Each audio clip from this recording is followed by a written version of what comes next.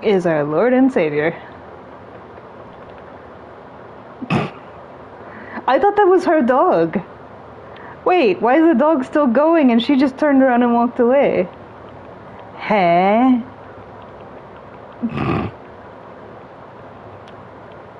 That's funny.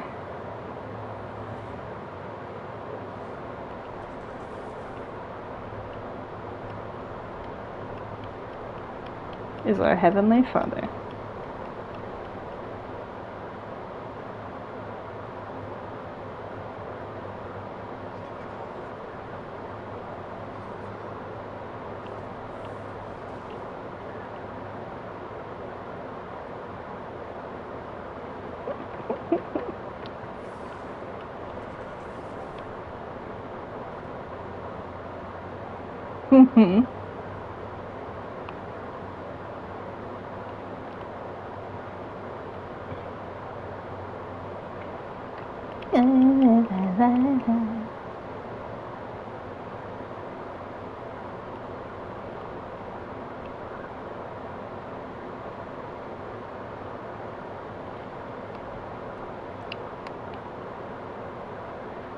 Let's see.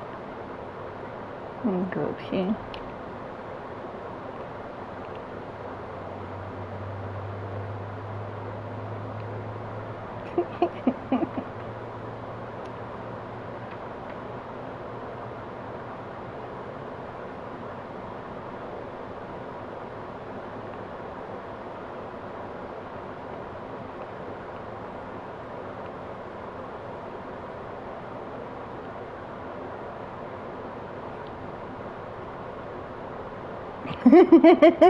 Of course it's a happy car, it's my car.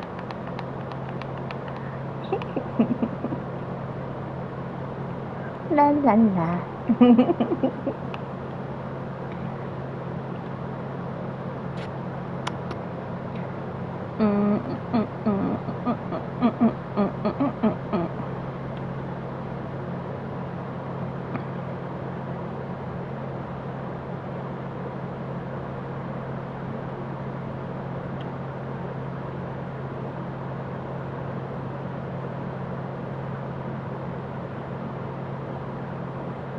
Sounds like a hornet.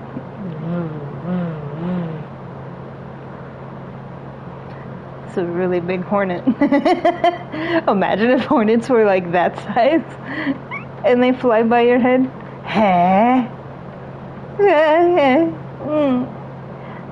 I would be dead because I can't get stung. Like most people, when they're stung, it's just like a discomfort, but with me, like, I have to go to the hospital. I have to have an EpiPen for it. It's stupid.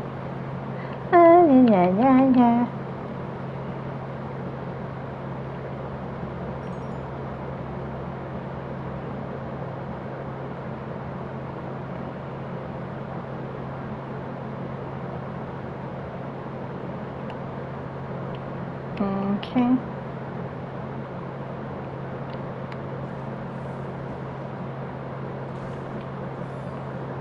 I'll be right back. I have some work. I'll be back.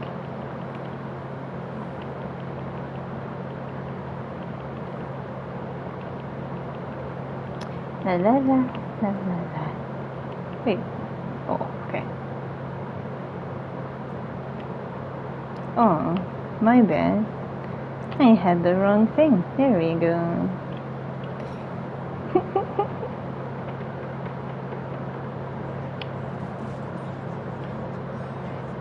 Is our Lord and Savior.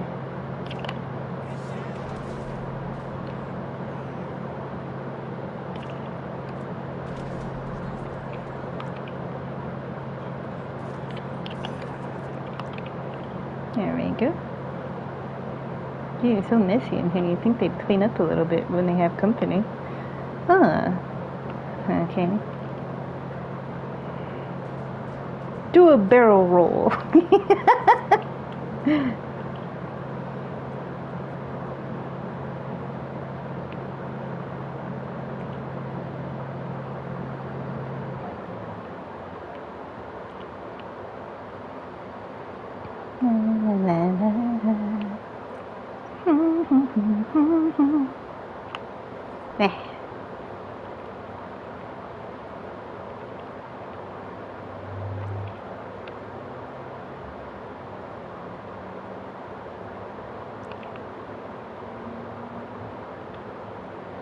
I don't think it's...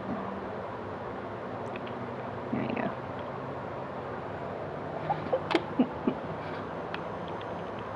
Leave the area. Okay.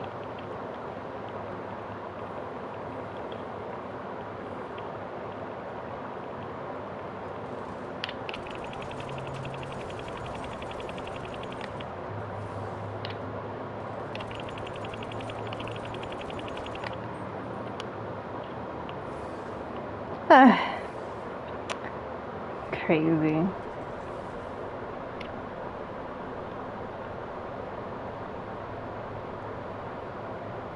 Bazinga.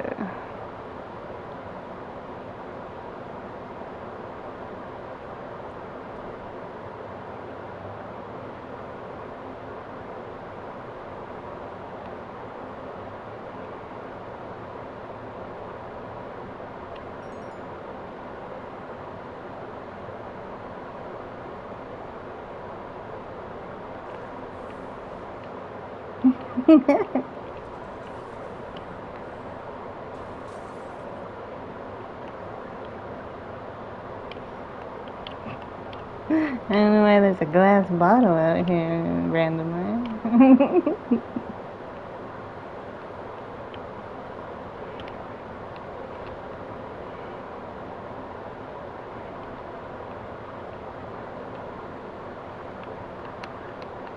Leave me alone. I don't like those planes. I want my black and gold. Where's my black and gold? I don't see it. You get out of there. Get out of there. I think that they're cute and I like them, but it's like, it's a random chance what plane or helicopter spawn here, and it's always the crop dusters.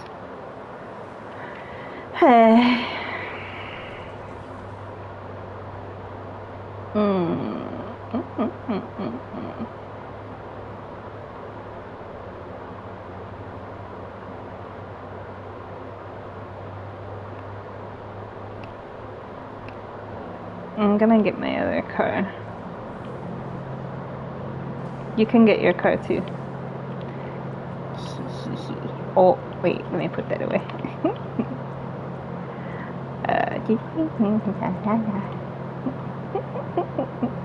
Oh my, I seem to have blood on me. Whatever will I do? Oh, that doesn't... Where's the black? Okay, that's not it, that's not it, that's not it. What's that? Oh, well that kind of covers it, but that's... Where's the black? Okay, it's too low. And that's also too low. No, the black. Okay, well, it's kind of... Wait. I forgot. We're doing that, right? So if we're gonna do that, if we're gonna do that. ちょっと待ってね。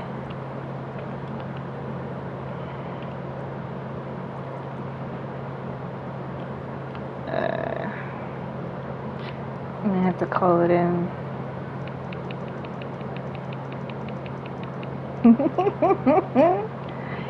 Do you have to cross the Sahara Desert?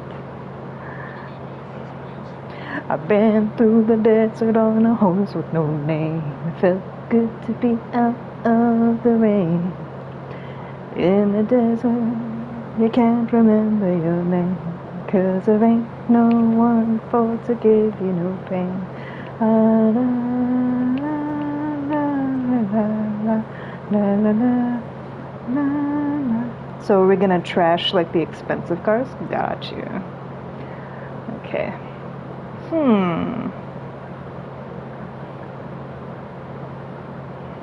We're gonna trash the expensive cars. Get out of my face.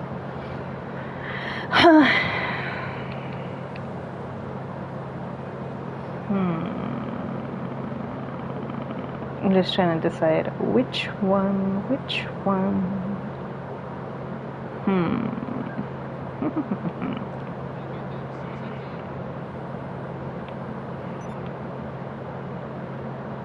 I like how yours spawned all the way over there, mine spawns right here.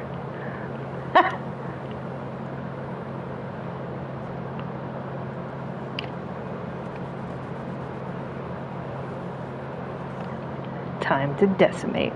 ちょっと待ってね。Wait a second. Over there.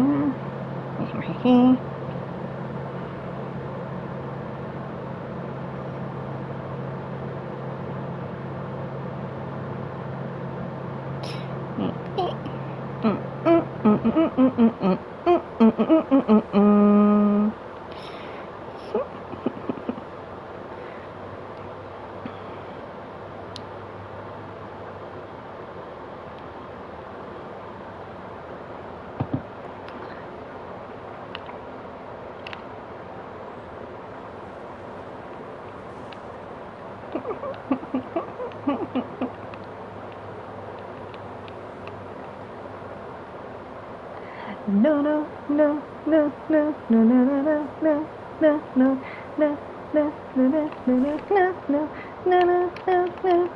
no, no, no, nobody do it but me, babe.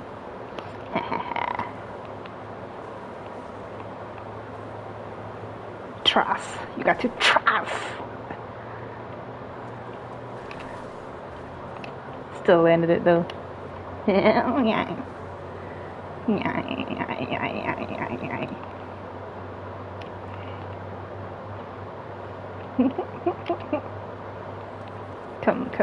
Come with it. You can do it. I believe in you. Oh yeah. That's a pull. You can do it.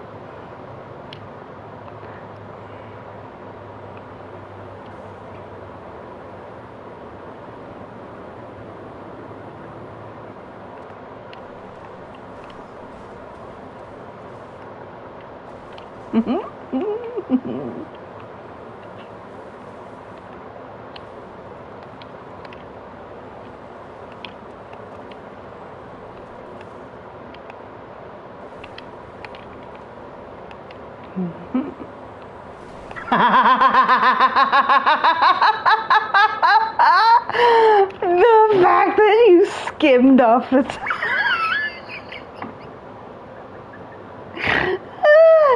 That's funny. You were just like, huh?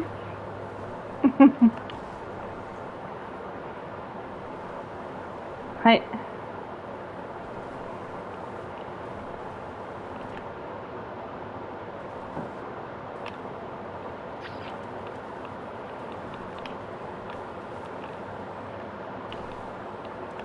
You know what it reminds me of is Fast and Furious when they had like the Viper, you know, and the fancy like daddy's car like Viper, and my car's still faster.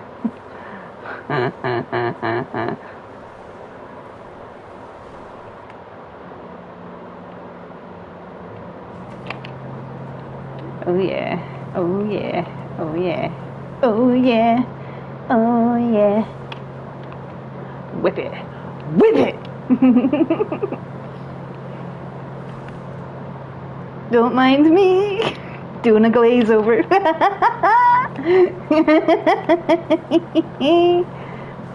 Na na na na na na, la la la la la. You can't catch me. Don't waste your time. That's a rock. Wait.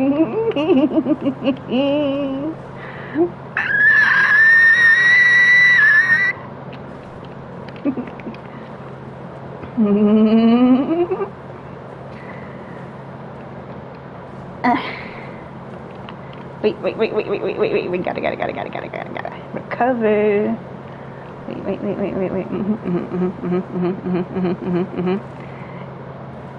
Oh, wait. Okay. What you doing?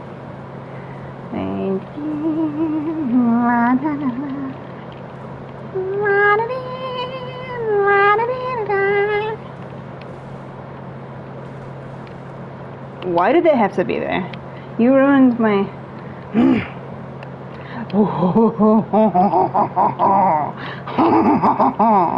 Yeah. Don't mind me, just taking this for a spin. Ew. No.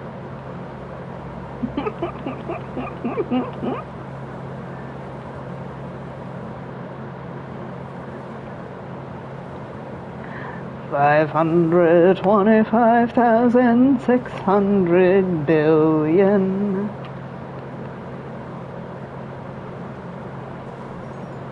And daylight, and sunsets, and midnight. That's a drift right there. That was a clean one, too. So crisp. What?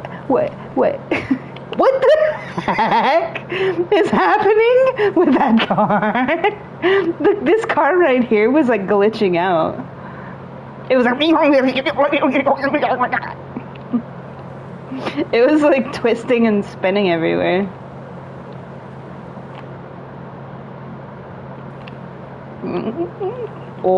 Oh no! It's like a turtle when it gets on its back.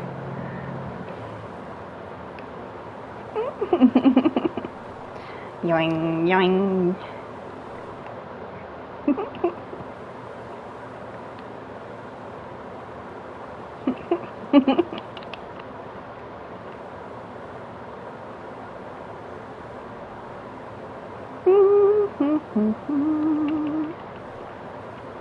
Ooh, nice.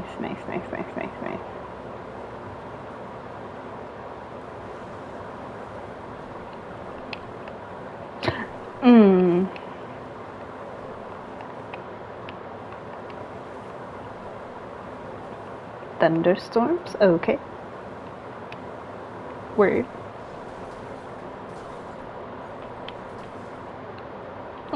No. Yeah.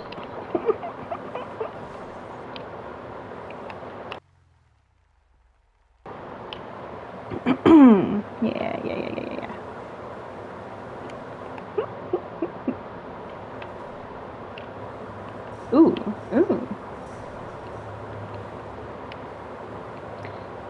Welcome back.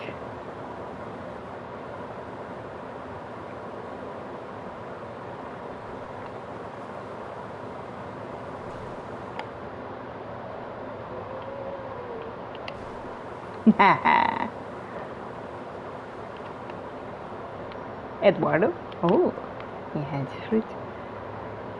Let's see. What do you have? I knew that's what it was. There's only one. Oh, there's some over here too. There's some over there. Interesting.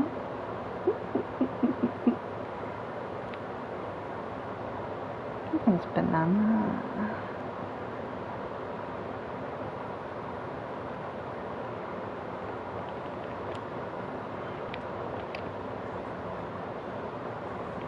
Oh, okay. Wait, you can't do... Well, I mean, I guess you can. The sky is so pretty. It's like cotton candy. I want my car back. My car had more zoom. Manage vehicles, request personal vehicle. I'll send you an invite. Oh, you're in like regular story mode. That's why.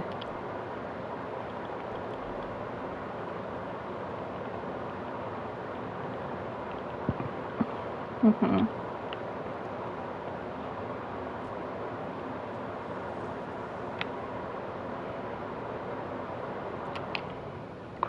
We cry. We got to get me out. Shona.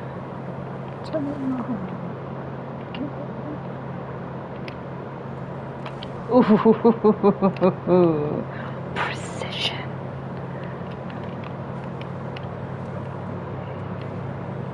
A new sensation.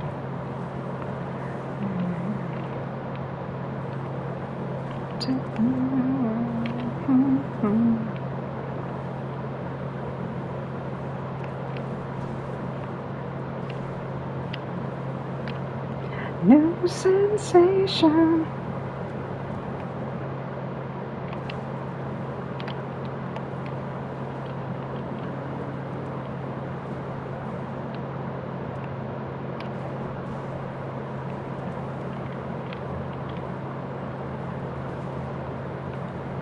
So pretty.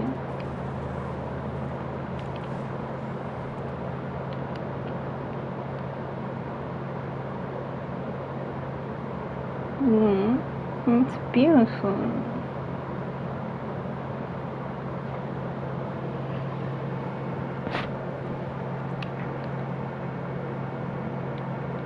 Oh, it all the way in there.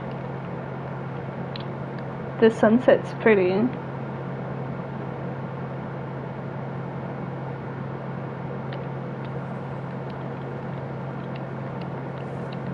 I could come get you.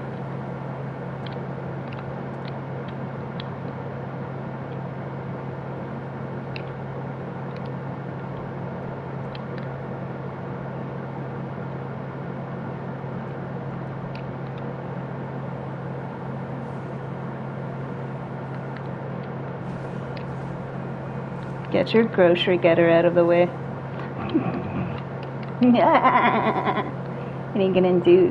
What are you gonna do? Get something to say? Christine!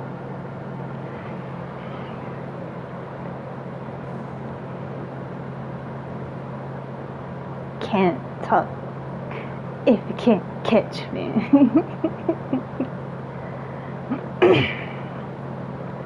La la la la la. See, you know, catching me is like, she's like the wind. Trying to catch a butterfly. Float like a butterfly, sting like a bee.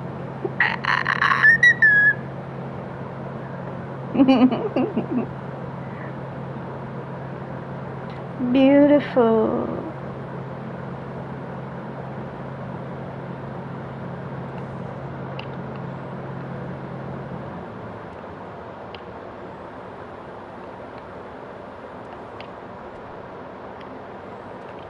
Make a hole. There we go. Give up yourself into the moment.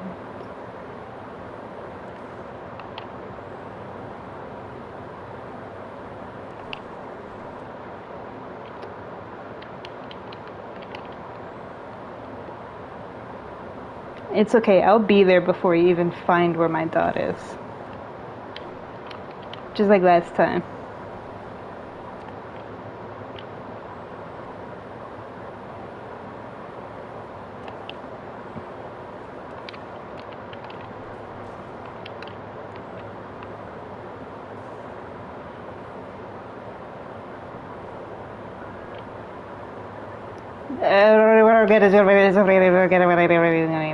That's all I heard. Hey!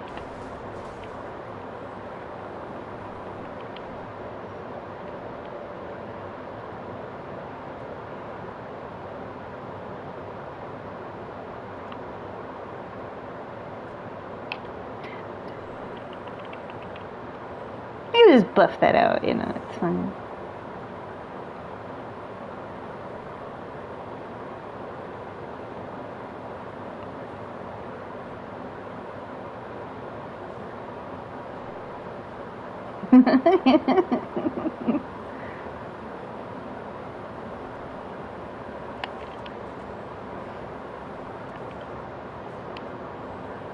Tell who?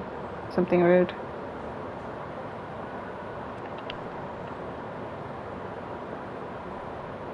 Oh, like a NPC? Oh, that's fine.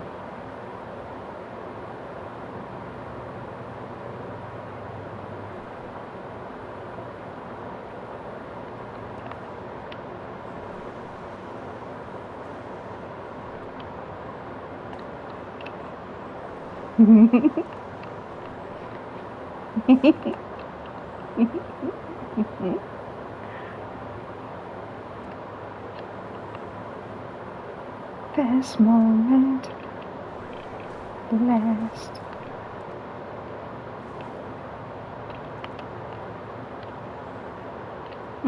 Beautiful field. Okay, I'm gonna sit outside. I always know how to find the best views. I'm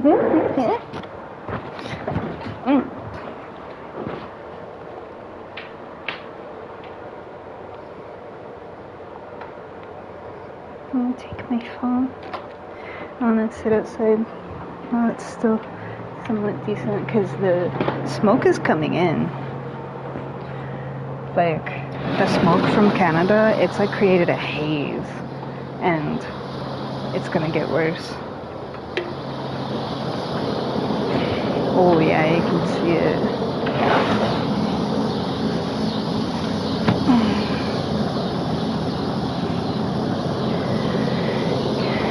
Those lazy, crazy days of summer. Those lazy, hazy, crazy days of summer.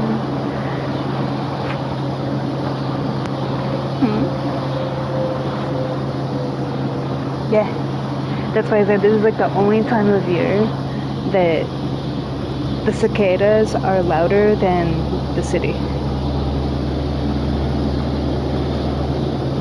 Yeah.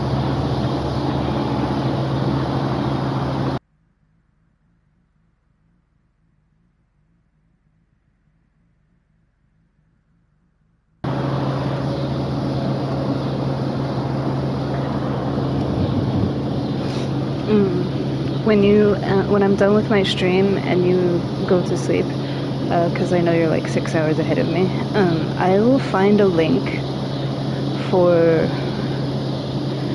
the Bible that you were talking about.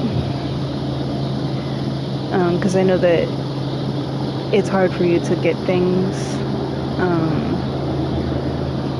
because of your location, so I'll try to find something that I know can deliver like internationally.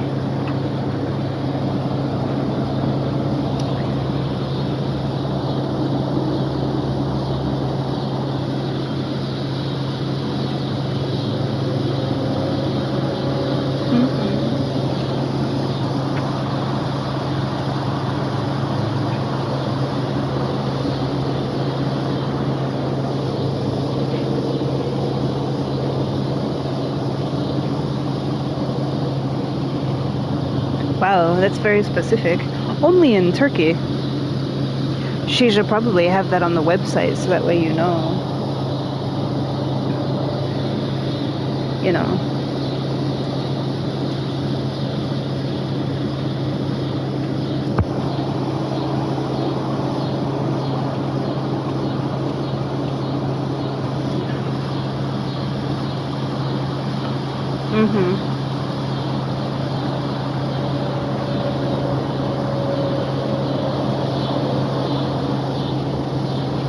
Wow, they're really loud tonight. I think the smoke and the heat is making them cranky. Not cranky, but you know what I mean? Like they're all... Feel the heat. Feel the heat. It's getting spicy.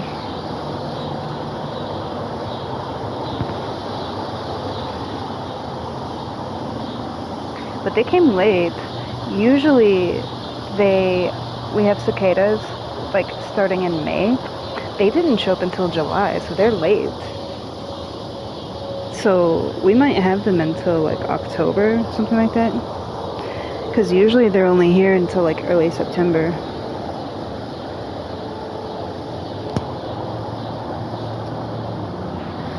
Cicadas are a bunch of partiers. They only come out for the summer. They do their thing and then they disappear.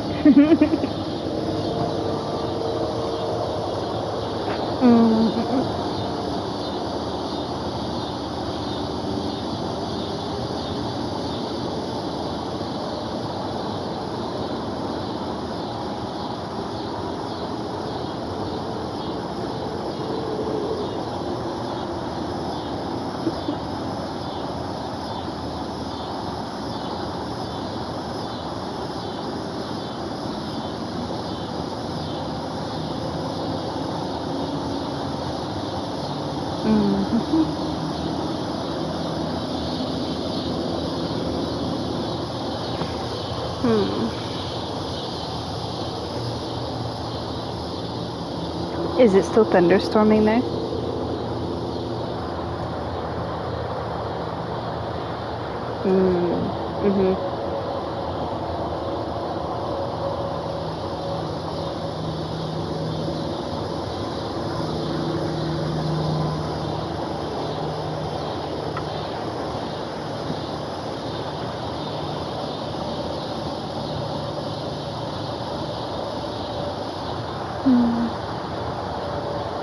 It's funny because when I was doing stuff earlier,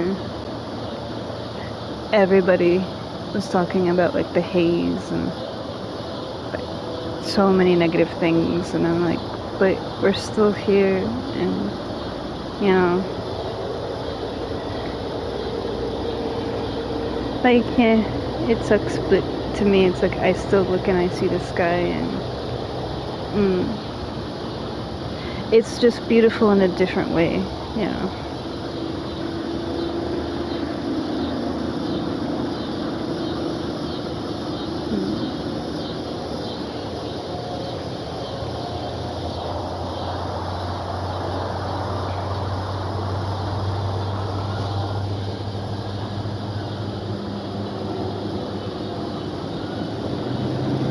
Still have the sirens.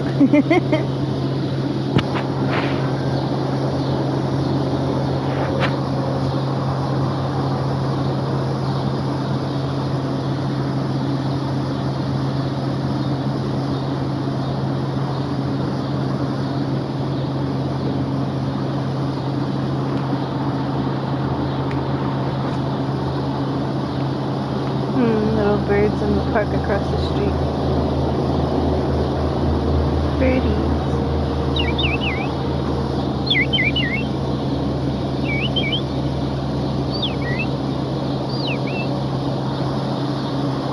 The cicadas are louder.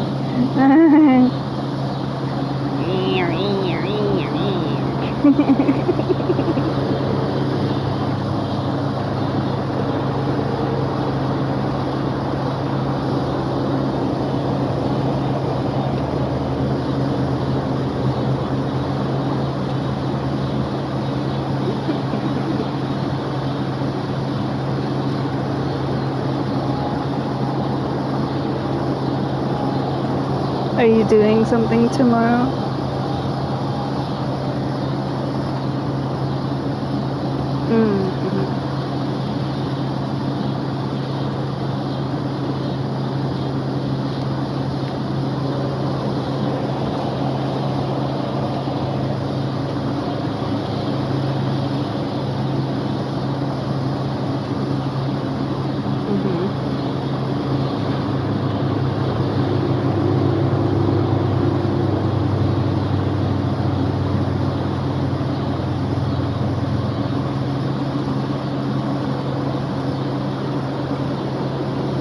That's good.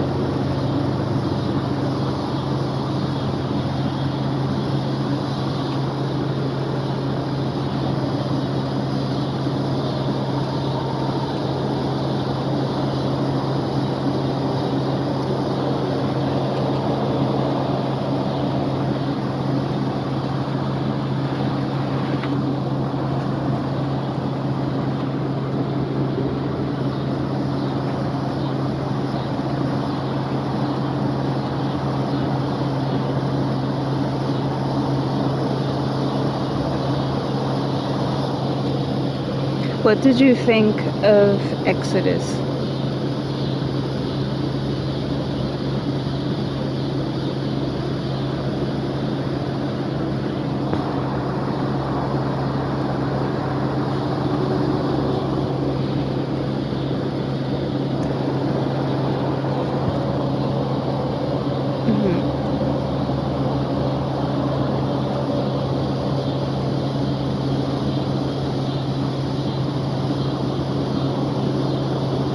So you just start at the beginning and reading it all the way through?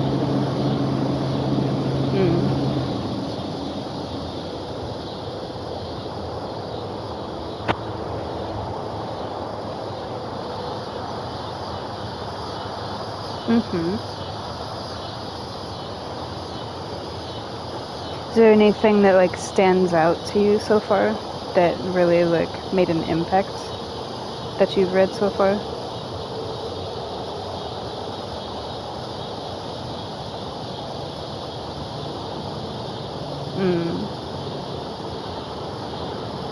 I know, but there's certain things that when you read it, it's like it hits you differently.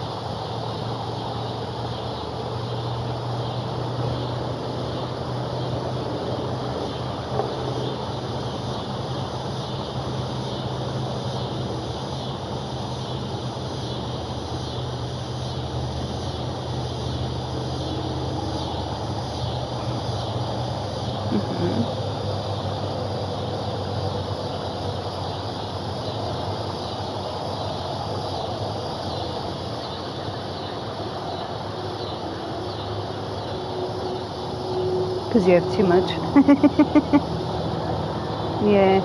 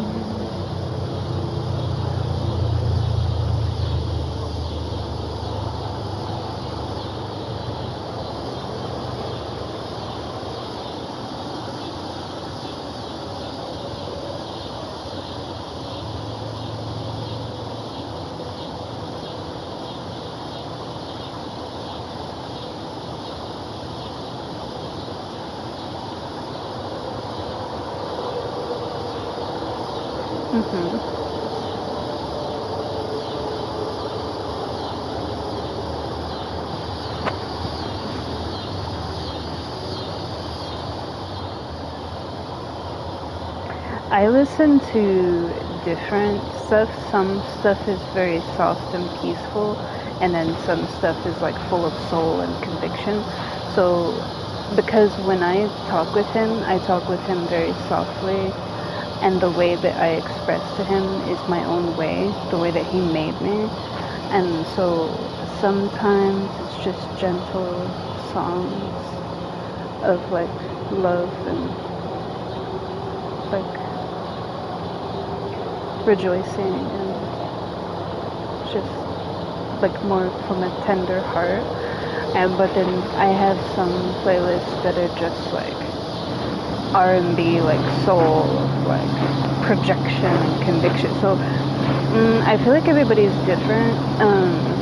For me, just because something is soft doesn't mean that it lacks conviction.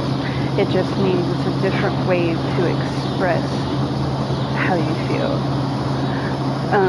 So people confuse like gentle softness with like weakness. That's not the case. As a matter of fact, it's quite the opposite, because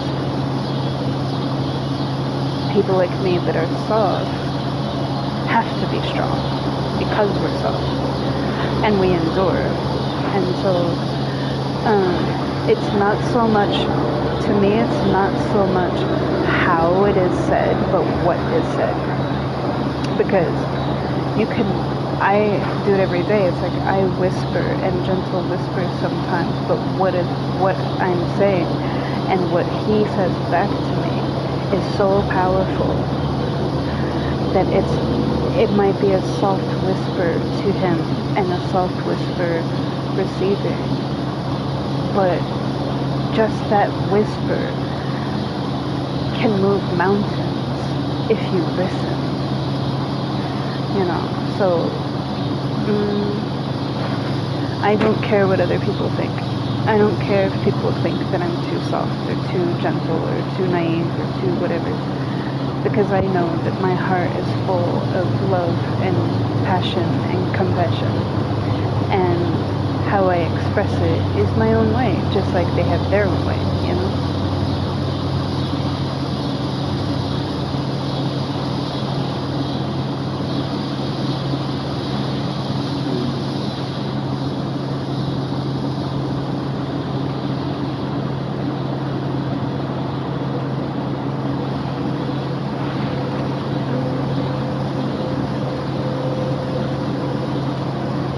people, to be fair, like most people my age, that's true.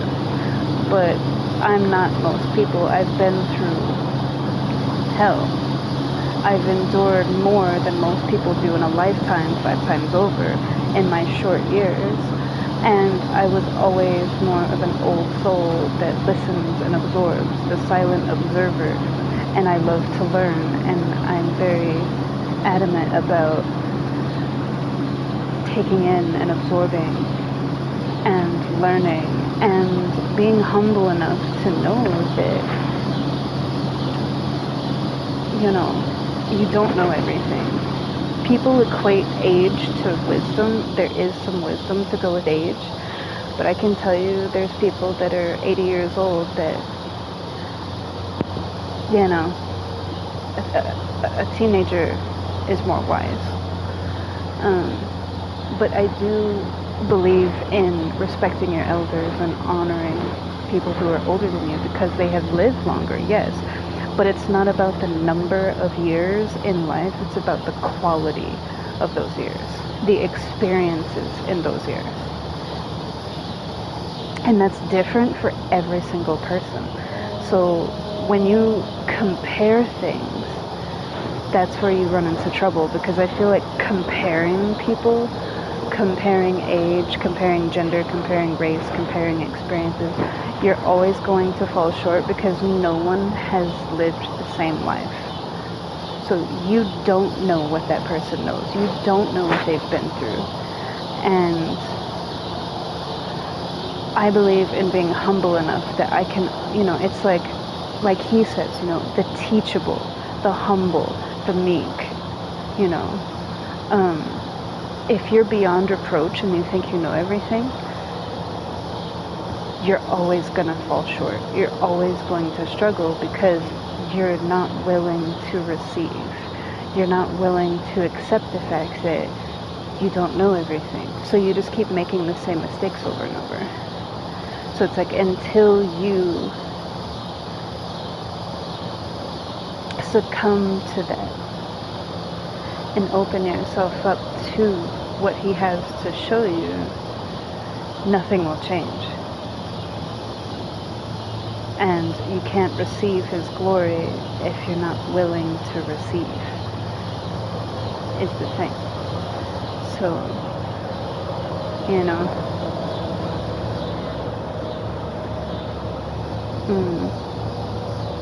So when it comes to like what other people think, I've never cared what other people think. I listen to their opinions because everybody has one, but ultimately his will is what matters. And I think for myself, I can agree on some things and disagree on others, and I think for myself, and then I correlate it with him. And so from there, it's like, did you sacrifice yourself for me? Did you die on the cross for me? Did you give your lifeblood for me? No, then you don't have a place to judge and criticize anyone. He made me. You didn't make me. It's his will. And that will be a testament, at the end of the day, like, you can judge me for what I look like, what my thoughts are, everything I do in my life. But at the end of the day, when you stand before him, you're the one that answers for that, not me. Because I will be at his feet saying, I abided in your will. So I have the knowledge of knowing that, like, in my life I've done everything that he has asked of me to the best of my possible capability. What other people think is irrelevant. So, and he knows that. He knows my heart. So,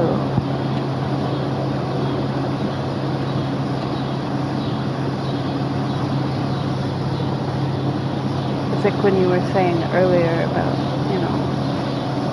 when people judged you when you were younger, It's like, it does hurt. We're human. We're made of flesh, It does hurt.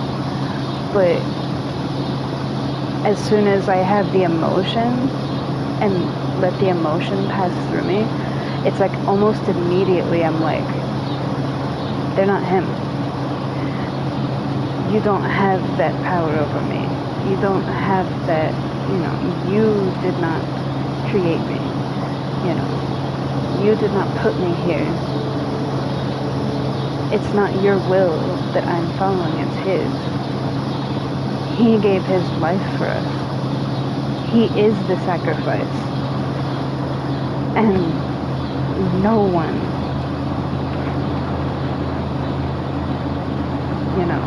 it's like, that's it. That's it.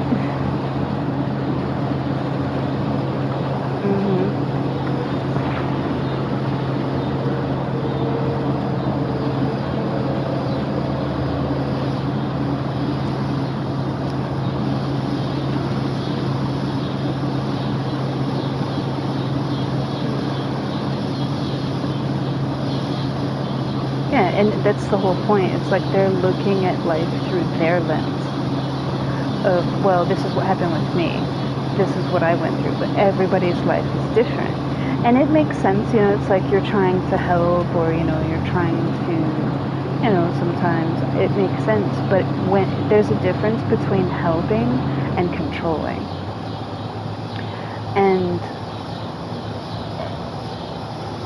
you have to let his will play out, basically, because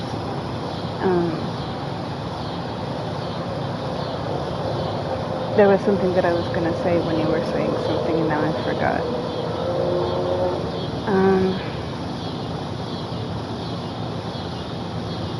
People look at things through their understanding, through their lens, the lens of self, and that's where you make your mistake. Because for me, it's like I'm always willing to learn. Show me, lead me, guide me. I'm here. I will do as you command. I don't know everything. That's why I say all the time, like, all I know is that I know absolutely nothing. Not because it's self-deprecating. People think a lot of things that I say is self-deprecating. It's not. It's being humble. And when you're so full of ego and you're so arrogant, you think everything is a lack of confidence when it's not. It's being shepherded. I don't lack confidence. It's abiding in his will. It's not because I can't think for myself. It's not because I don't have confidence. It's because he is my father. He is my creator.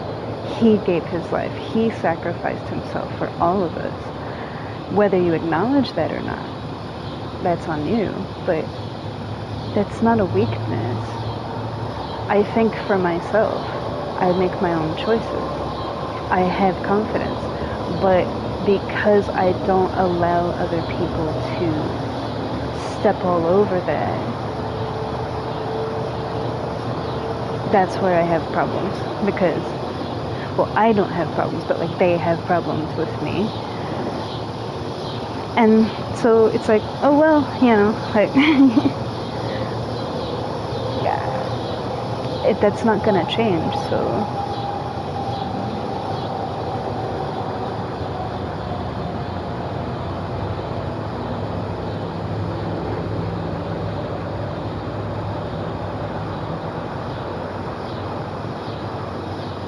but I think the most beautiful thing is that every single day we get to live in his paradise that he created.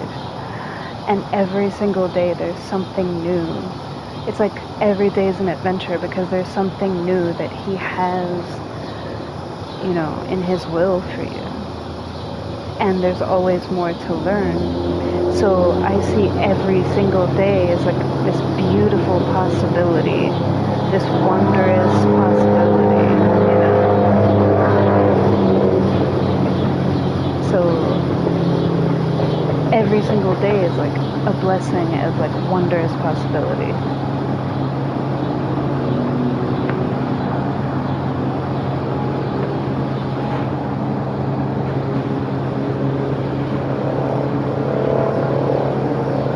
Well, I'm streaming, so I'm not gonna listen to it right now, but I will.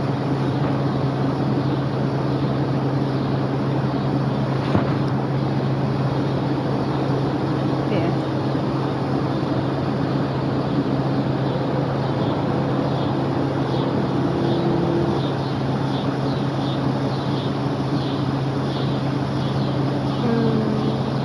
It's so beautiful outside.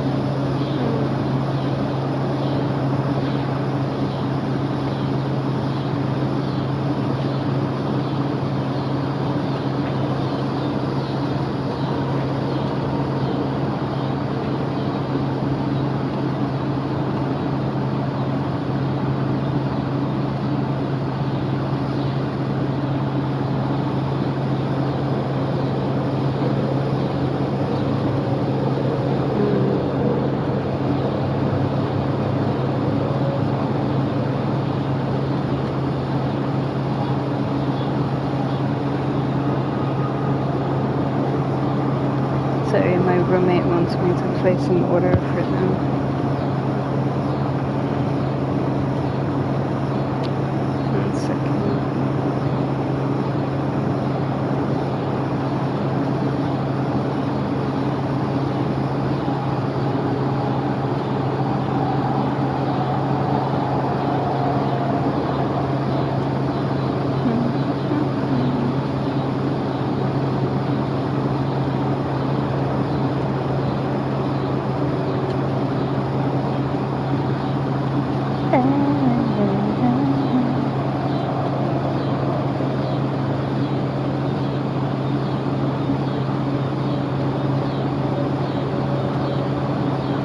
I'm still listening, I'm just doing this at the same time.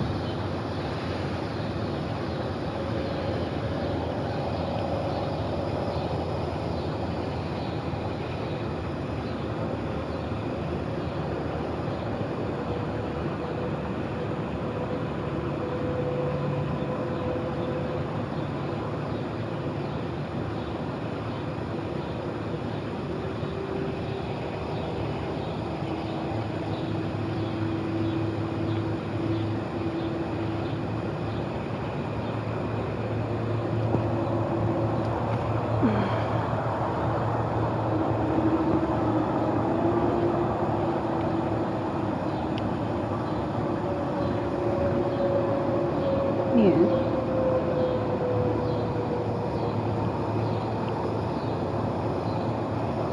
Well, yeah, that's worse for anybody.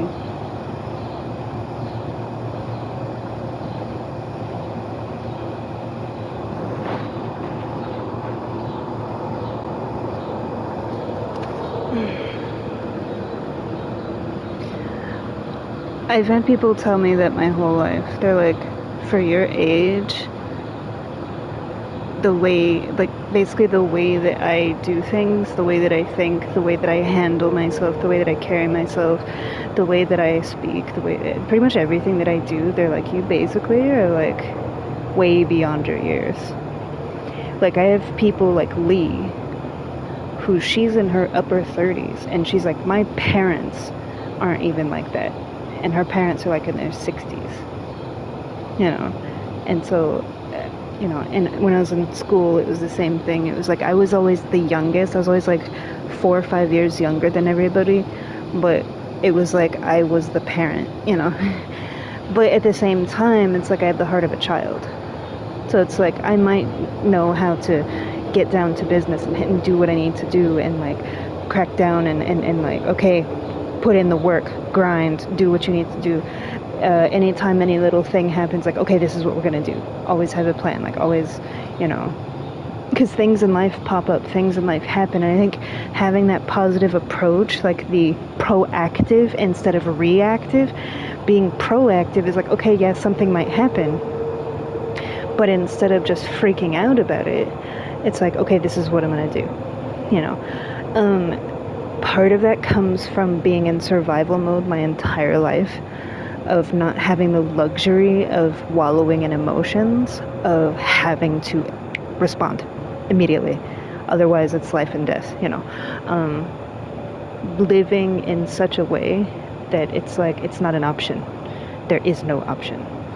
And the other part of that is, I believe in having a positive mindset on things. And it's like something good can still come from something bad. And for example, with my work, when they were going to hire me for every job that I've ever had, which is Starbucks, and then the lab at the hospital, and now the lab with the pathologist, it's like they always ask you in the interview, like, what are your qualities? Like, what are your standouts? And I was like, I always believe in turning a negative into a positive, no matter what it is. A negative can always be turned into a positive because life is about balance. And your mindset sets the tone for everything that you do. Your mindset sets the tone for everything that you do. And I hate to say it, but a lot of it is just thinking before doing. Sometimes you can't, sometimes you have to just do it, but a lot of times it's like I look at the situation, I look at the, you know, and I just, okay, this is what I'm gonna do. But I also love to teach. I love seeing the process of growth, watching that process take place. And also, part of being a good teacher, as I've told my students this, like, yes, I'm only 17, but I have taught martial arts, I have taught people languages, I have taught people and trained people at my job. Anytime I'm teaching someone anything, whether it's about Christ, whether it's about work, whether it's about anything, the biggest thing about teaching is learning. Because without learning, without being humble enough as a teacher to recognize that you don't know everything and that there's always more to learn, and you always approach everything with like a novice mindset, that's what makes a good teacher. Because if you're just teaching thinking you know everything, then your students only have the limitations of your knowledge. But if you have an open mind, and you're willing to learn as well, then everything that you teach them can be limitless, because you're growing with them and sharing that with them as well. So it's like, instead of just being this tiny little pod, it's like now there's this whole garden. And to me, like, life is a garden. Life is a garden of every single seed that you plant, everything that you do in life is a seed that you plant. And things don't grow just on their own. They need sunlight, they need food, they need watering, they need nurturing, they need cultivating. And so sometimes you have to prune, sometimes you have to water and nurture and love, and sometimes you just have to lay it out there and expose it into the sunlight, let it be seen, let the light shine down. And sometimes you have to let it just do its thing on its own, because there is a such thing as like messing with it too much. You can mess with it to the point that now it's overstimulated and it doesn't have the chance to just flourish. So it's once again, it's all about that balance of knowing all those things. But I've had people come to me my whole life for advice. They come to me, they put themselves in my path, and whether that's venting a problem, whether that's just venting just to vent, or asking help with a problem, or sometimes, most often, what it is people want to sit with me and talk because they want to hear me talk with them. And just by sitting and talking with me, like normal conversation, they tell me like, oh, I learned a lot and we were just talking, and I don't know what that is. I don't know. But if it helps someone, no matter how big or small it may be, okay, but I have heard that my whole life. Because even when I was a little kid, I was like that. And my friends always came to me. Like, I was always the go-to person. Like, we could be playing, and they're like, oh, June, can I talk to you for a second? And we would go off into another room, or we would go inside or something like that, or we would go sit separate, and they would just like pour out. It's like confessing, like in some kind of way. I don't believe in Catholicism, but you know what I mean? It's like they come to me and they want to pour out their heart. They want to pour out what's going on, what's stressing them, what's bothering them, what they're going through.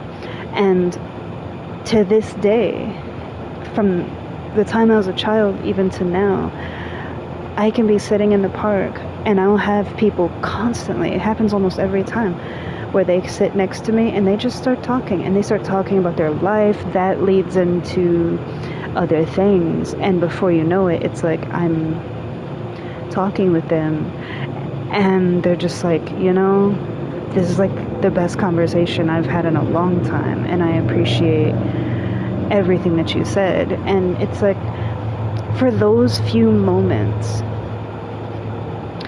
you see that person. They are being seen. Not just seen, but understood.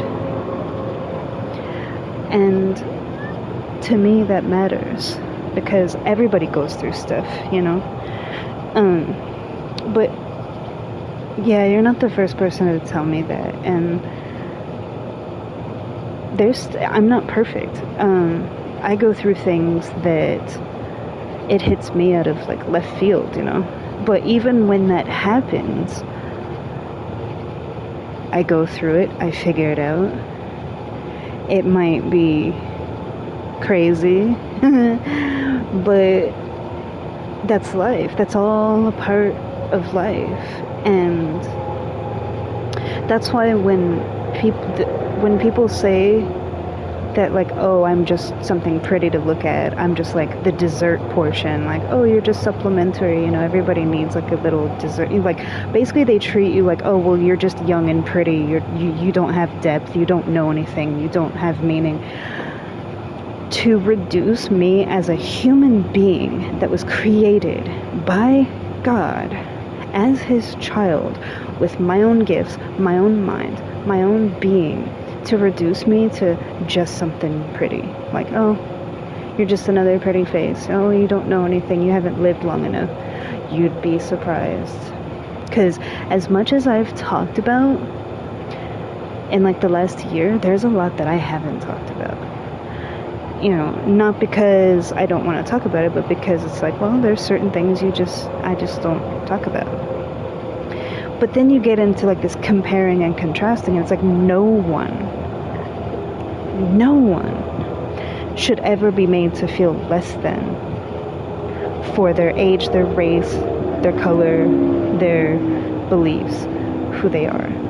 No one should be reduced as less than just because you're pretty or just because you're ugly, or to me there is no such thing as ugly, but you know what I mean, like this person is this and this and that and that, and it's like we're all people, we all have a beating heart in our chest, we were all put here as his children, and to treat someone like, oh, you're just fun, you're just a good time, or you're just like the dessert in life, like just frivolous and shallow, and it's like, thank you for showing me who you really are.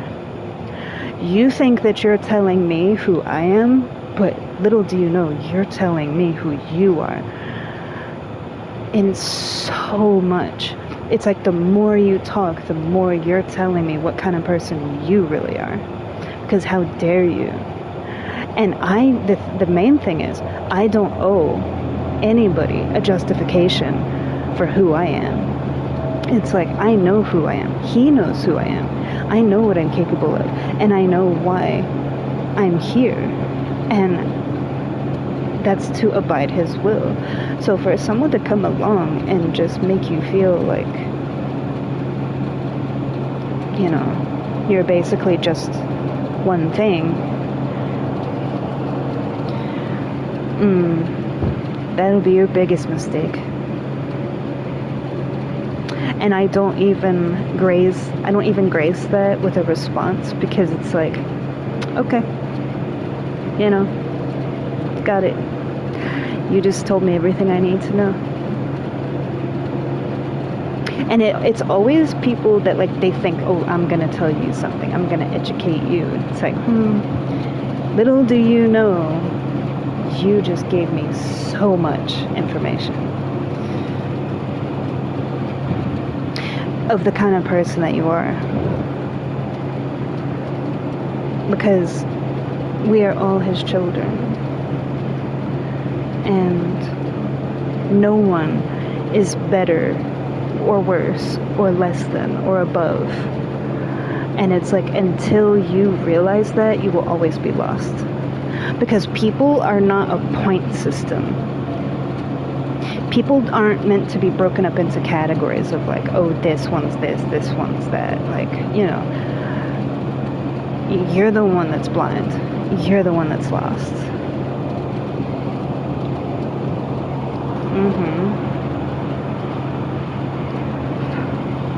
And it's like, you could have had someone of such substance and kindness and gentleness and beauty and understanding. Like, there's a plethora that you just slam the door shut on in your own arrogance by trying to reduce me to something less than. So, and I know whose work that is. That is Satan's work. That is Satan working through that person to try to get to you. Basically trying to get to me, like trying to break me down, trying to dishearten me, trying to break my confidence or break my faith or, shake me, whatever. You will not. All you're doing is making me aware of the kind of person you are, but you're not going to break me either. So you basically just, people like that just help you to sidestep landmines. So I just pray for them. I forgive them. I pray for them. And I carry on about my life. And it's like, well, I hope that someday you feel differently, and I pray that he watches over you, whether they believe or not. When I pray for someone, it's not about what they believe or what I believe. It's just, I just pray for them. And I've had people do me really dirty like that and worse, and they don't even believe what I believe, but they come back around a while later and they're like, A, B, and C, and it's like, So I'm not judging them for thinking less of me, because they're lost too. They are functioning off of pure ego and they're lost. They're lost because Satan has that hold on them. But just because he has that hold on them and has their view, like their lens kind of askew, doesn't mean that I allow it to break me either. But what it does mean is I don't have to allow them that power over me, because I am deeply rooted in my relationship with him. So it's more of like, okay, I'm sorry that you feel that way, but we have to go our separate ways. If you need something, I'm here. I will be here for you. But mostly this is coming from like friends. I've had so many friends that were my friend and I thought they were my friend for like a long period of time, and then basically when they didn't get what they wanted from me, that's when like the demon comes out and they're like, you're just a piece of ass, you're just this, you're just your looks, you're just a pretty fuckboy or whatever, and they will say like the coldest, most cruel things to try to reduce me to just that, you know. And it's like, okay, you didn't have to say all that, but okay, I understand what you're saying and I'm receiving it, but I don't have to absorb it, and I don't have to believe that. So my confidence isn't just confidence within myself. So when people talk to me about confidence, because you know, like when people say hurtful things to you, it's like they're trying to break your confidence. They want you to feel like crap, basically. They want you to feel less than. And so someone that doesn't have confidence, they would feel bad about themselves and they'd get down on themselves or whatever. And for me, it's like my confidence isn't only strong for myself, but it comes from knowing that he chose me. He created me. He ordained for me to be here to carry out his will. That's where my confidence comes from. So knowing that we are all beautiful, we are all his children, we all have a purpose, we all carry out his will, we all abide in him in our ways. There's no greater confidence. Nothing in this world can give you more confidence than knowing that, ever.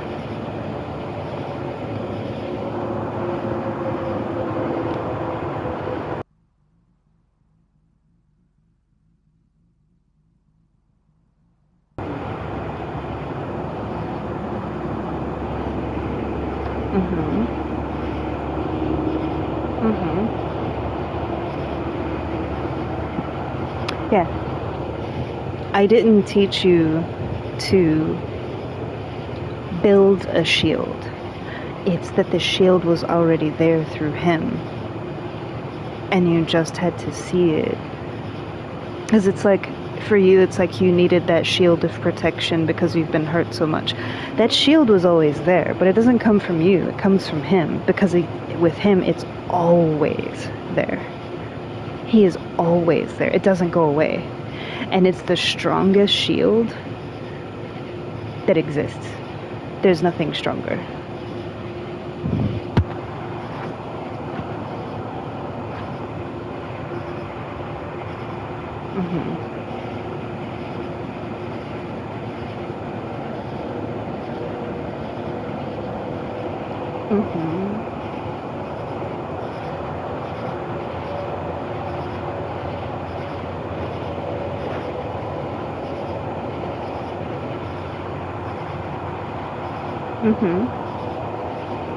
It happens.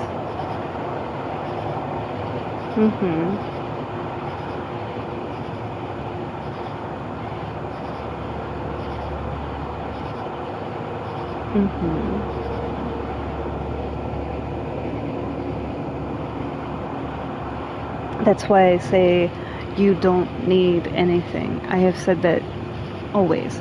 You don't need anything, because you are already everything that you need, because he created you. So you don't need anything else. Anything that you want, when people pray, for example, what do they pray for? They pray for strength. You don't need strength. You are stronger than you will ever know. Protection. You don't need protection. You are already under his protection. Money. We don't need material things because you already have everything that you need. When you pray for health, he gave you the body that he gave you for a reason. And as long as you're cultivating it and nurturing it and treating it like the temple that it is, because we are a vessel, essentially we are a vessel of the flesh that contains his love. If you're treating that vessel as you should, and when it comes to praying for things to happen, his will be done no matter what.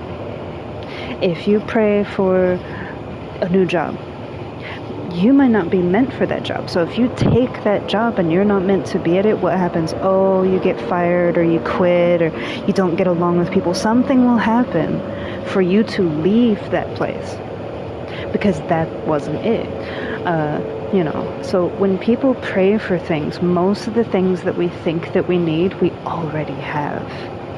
Or we're not meant to have it yet. Or not in the way that you think it would be. So that's why when I pray, I don't really ask for things. My prayers are more of gratitude for what I have. I don't, sometimes only sometimes do I ask for things. When I'm asking for something, it's usually like, Lord, please watch over, and it's for someone else, but it's not for something for me. So it's like when I pray for me, I'm praying in gratitude. I'm not asking for something. When I do ask for something, it's always for someone else, of like, please watch and keep them under your protection, which I know that he's doing, but it's just talking to him, it's like he's already doing that, but it's just to put it out there to him of like, but as far as like asking for things for myself, I don't, because I know that I have everything that I need, and if it is his will for me to do or have something, he will show me. So I don't need to ask. I don't need to ask for anything.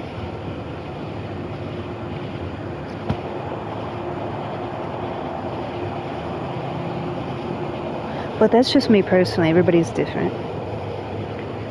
It doesn't mean that people that do are wrong. It just means that the way that I pray is very different.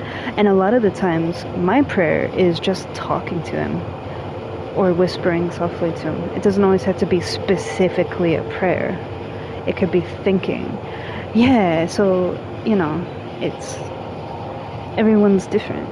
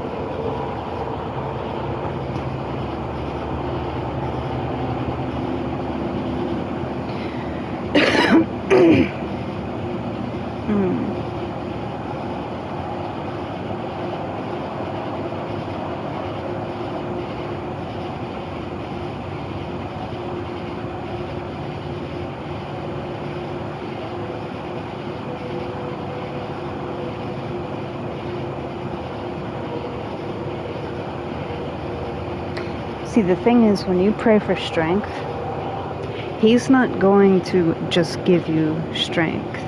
He's going to put you in situations that you have to be strong in order to go through. So, because my mom used to do that. We had a conversation. She's like, I used to pray for strength. And I was like, I guarantee you, he did not just give you strength. He put things in your life that require you to have to be strong and steadfast and vigilant not giving up and going through. So like when people are going through hell and they're like, I'm praying for strength, and when is this hell going to end? It's like the hell, as you want to call it, is what's giving you strength. It's making you stronger. So when we go through things, I don't see it as a bad thing. I see it as it's beautiful, because everything that we go through in life is cultivating us for a reason.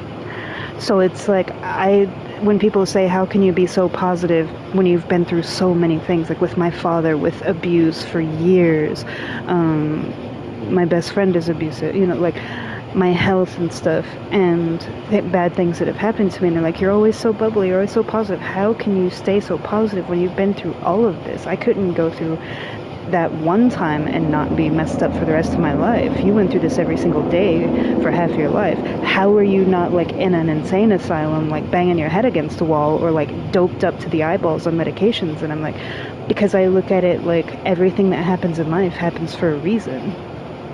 And that reason is it's his will. If you need strength, if you need courage, if you need patience, if you need love, whatever it may be, he will put things in your life to happen to build that you have to use the very thing that you think you don't have. It's kind of like when my mom was praying for strength. He knows that he created us to be able to overcome anything in life. He knows how strong we are. So it's kind of like he put something in your life and as you go through that, you're toiling and thinking it's terrible, but meanwhile, you're basically showing him that you already had it. Because you couldn't have overcome it and gone through it. Yeah, you may have felt the type of way. You might feel weak, you might feel like it's never ending, you might feel like giving up, but you still did it and you still went through it. Therefore, you just showed him that you already had it within you. He just had to show you. So everything that people doubt within themselves and think that they don't have, whether it's discipline, self-control, strength, love, whatever, it's already there. And you will keep having things put in your path until you show him that it's there. He's basically bringing it out in you to show you like you already have it. I bestowed that upon all my children. So don't doubt me and don't doubt my will. He doesn't make mistakes. It's like with my health, with my lupus, I'm in constant pain. With my heart condition, I'm in pain and I could not wake up. And then I've been in comas, I've been in the hospital, I've had procedures. And it's very not predictable, it's very chaotic at times. And I've had people ask me, mostly friends and some family, how can you just wake up every day so happy and bubbly and just not a care in the world?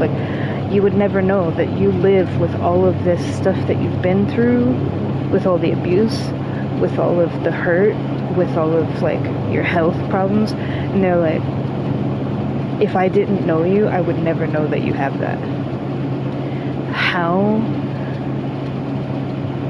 are you able to just be so whimsical and lighthearted and carefree and like a child and bubbly and fascinated with everything and everything is beautiful and everything, because they're I go through stress from work and I'm an asshole, they just get a little bit stressed out and it changes their whole demeanor.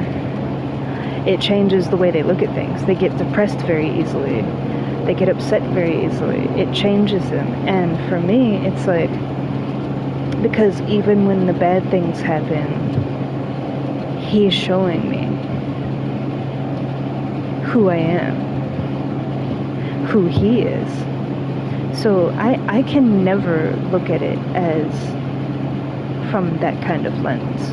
Does that mean that I don't feel pain and I don't hurt and I don't get sad and cry? Yeah, but I don't let it change me.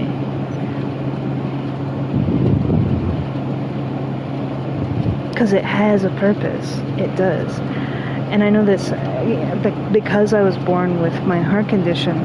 I've had someone ask me, like, okay, so you were born with a heart condition. You had no control over that. That's just how you were born. How is it just as God? Like, how is that just to, like, make someone born with something like that? And it's like, because, like I said in a previous video, what you don't have or what you struggle with, it's like a negative to show you what you do. I might not have a strong heart physically, but my heart is strong in other ways. I might have a heart condition, but don't count me out because I can do sometimes much more than people think I'm capable of. And it's not about a comparison, it's just like, just because this might be your circumstance doesn't mean that you have nothing. And it's like I was saying in my last video, like, it's like a negative, like a photograph, a negative of, because Lee was asking me about stuff like that, and it's like, it reminds you that from nothing, no matter what, gratitude of what you do have. You're here. You still are capable of love. You're capable of doing things. It may not be done the same way that other people do it, or it might be a little bit different. But you still are here. You're still his child, and you still have a purpose. So you're not living in lack just because of your circumstances, just because of your health or your looks or whatever it may be. Some people struggle with money, you know, or addiction, whatever it is. It's not a lack of substance. It's like you look and you just see all the holes. You see the void. You see the darkness and the sadness. I look and I see that all as, despite that, I'm still over here doing this. I still dance every day. I still go to college. I still work my butt off. I'm still like the best person in the lab at the job that I have. You know, I still work really hard and do everything and challenge myself to things. But despite even that, like, oh yeah, I can still do all these amazing things despite having my health issues. Even despite that, I'm still humble in realizing that I'm still his child and I'm still learning, and he is shepherding me through his will. So it's like, yes, I don't get down on myself because of things that have happened to me or because of my health. It doesn't cut my confidence. It doesn't make me feel less than. But I'm also not egotistical just because I can do things despite those things either. It's still remaining humble and coming from a place of love. So it's like, you're not down here drowning in your sorrows, feeling sorry for yourself, but you're not over here like, oh yeah, I can do anything because I'm this and that, and just like making other people feel less than either. It's a balance of none of that matters, because at the end of the day, I'm his child, and I love him unconditionally just as he does me. That's it. So none of that matters.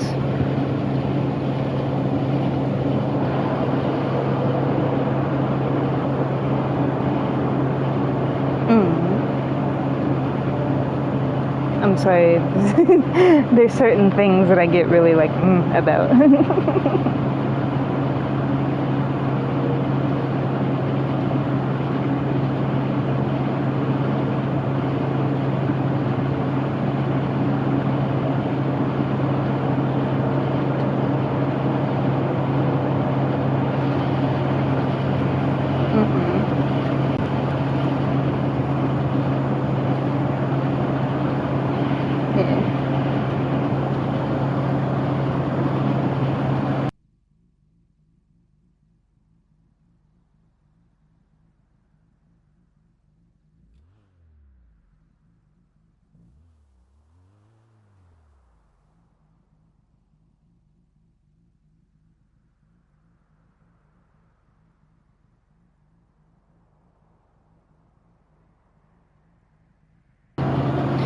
think my roommate's gonna be very happy. She waited until she got home, like 15 minutes after she got home, to ask me to like order food for her. And it said that they were closing in like 28 minutes, and they're still just preparing it. They haven't even found a dasher yet. So it's like, they might just kick the order out. You know what I mean? Like, because it's taking too long. And I told her, I was like, why didn't you had all day to get food. Why didn't you get food on the way home? Or like tell me sooner, or like text me like when you were in the car. Like, I could have had it here and hot and ready by the time you got home. You know?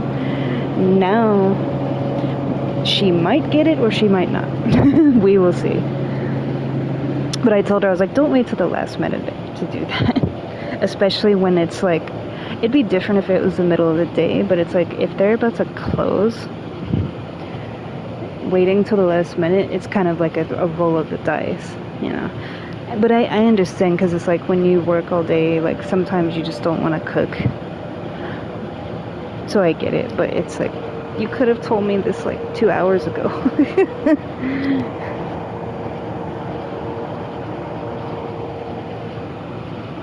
We have a driver. Now it's just a matter of when they arrive at the store, did they kick the order out or not? But we do have contact.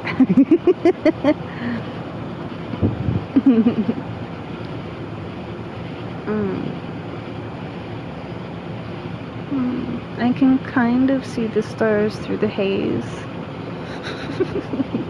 The smoky haze. It's like, I see the really bright ones that you can always see, but I don't see all the other little ones.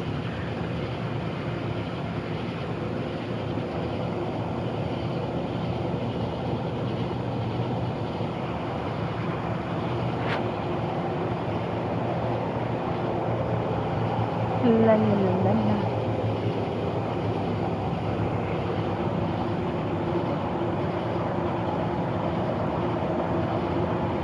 Okay.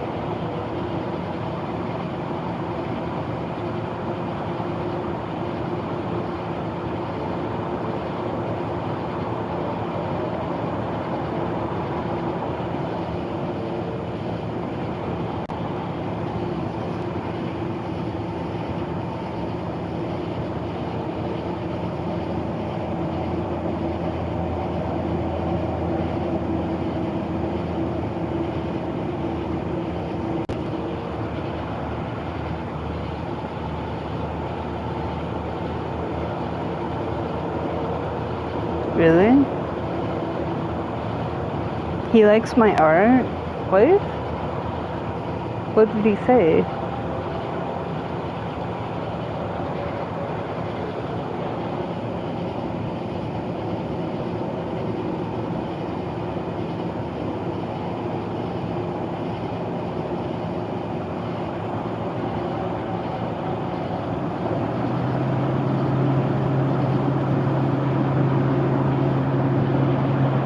Same.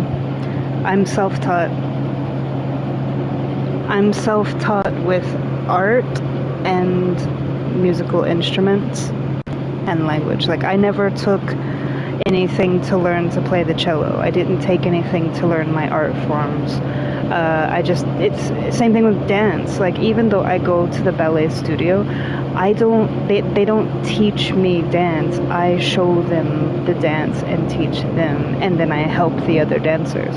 So I'm self-taught in almost everything that I've done, with the exception of like school, obviously. Like, for my degree in science, for my job, that was education, yeah, but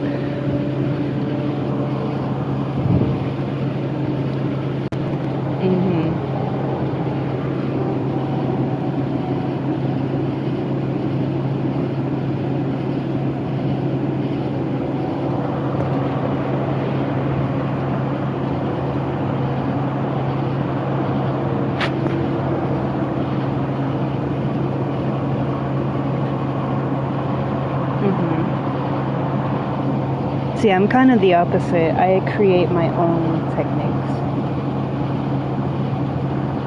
So,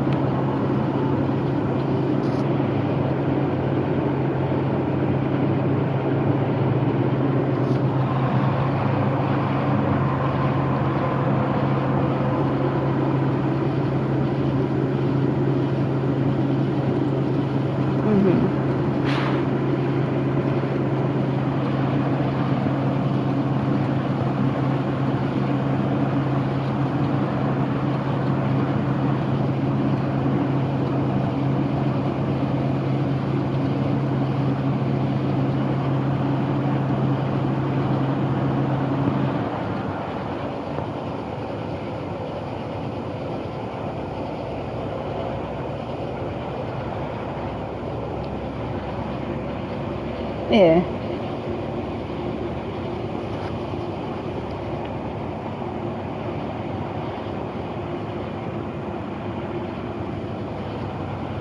Mm-hmm.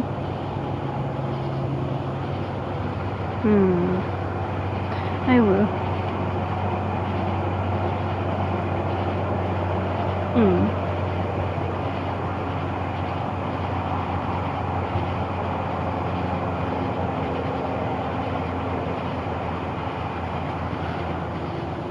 And just take a second. My friend Lee, because if you say friendly too quickly, it sounds like you're saying friendly. My friend Lee is kind of waiting in the wings to talk to me as well.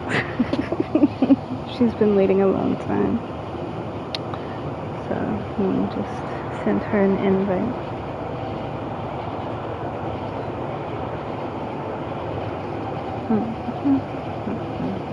And as soon as the food arrives, we will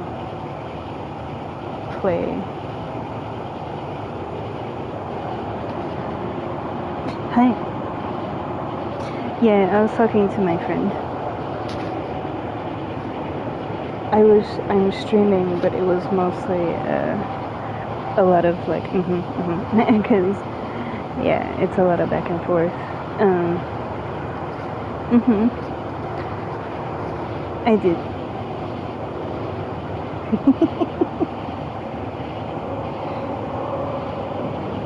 No, I'm waiting on food that I ordered for my friends, my housemate.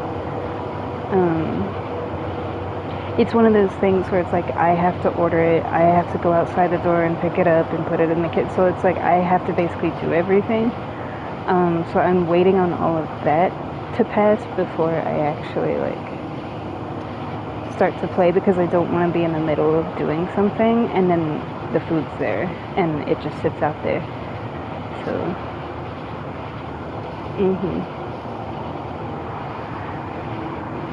because she has an account, but she never uses it, so it's like she can't remember the password most of the time. And I don't mind. It's just I'm waiting for that to pass before I do my stuff. So I'm just sitting outside.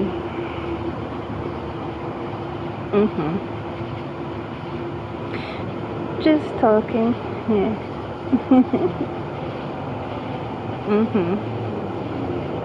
Well, usually when I'm talking out here on the balcony and stuff, I'm on Dead by Daylight and it's just the menu screen. The only bad thing about GTA is like you have to constantly keep moving, otherwise it will time you out. So Yeah. Well, the game is how old? 2013, 2014, something like that. If you haven't had GTA 5 by now, GTA 6, they've been talking about GTA 6 for years, and it's finally coming out.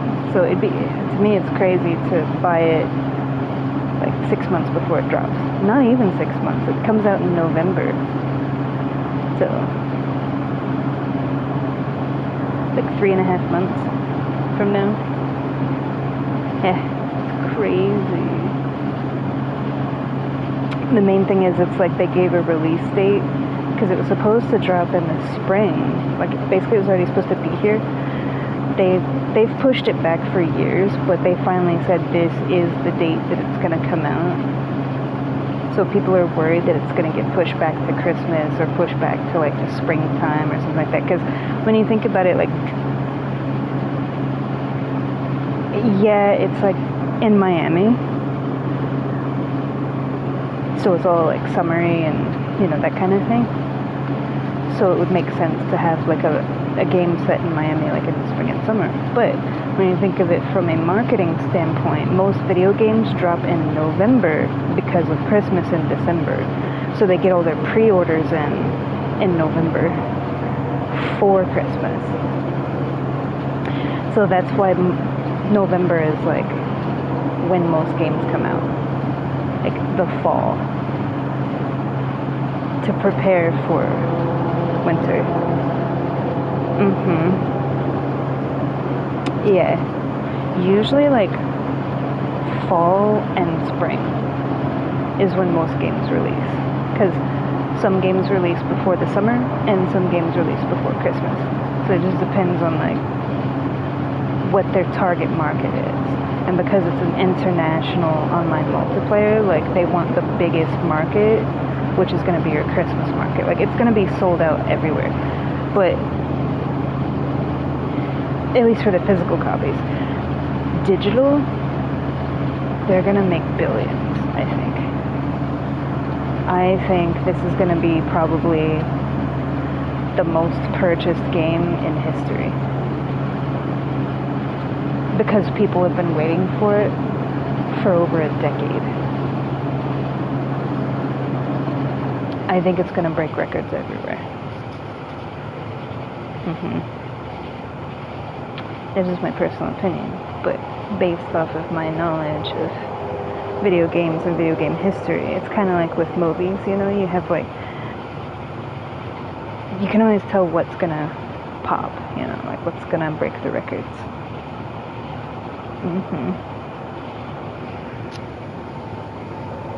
Yeah.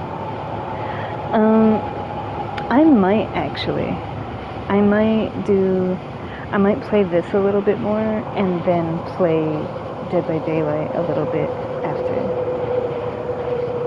Because this was just what I was playing with my friend. But I might have a part 2 that's Dead by Daylight. Maybe. I don't know.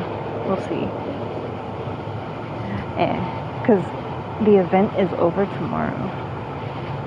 But to be honest, yeah,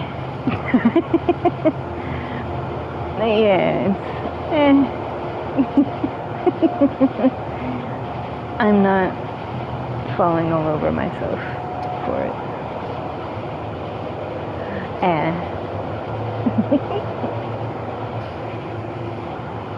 Tripping? Oh, okay, I'm not tripping. Okay.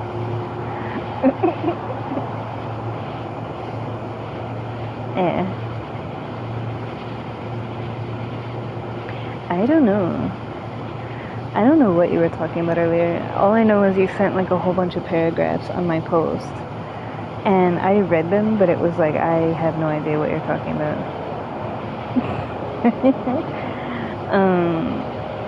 So to me, I'm just like,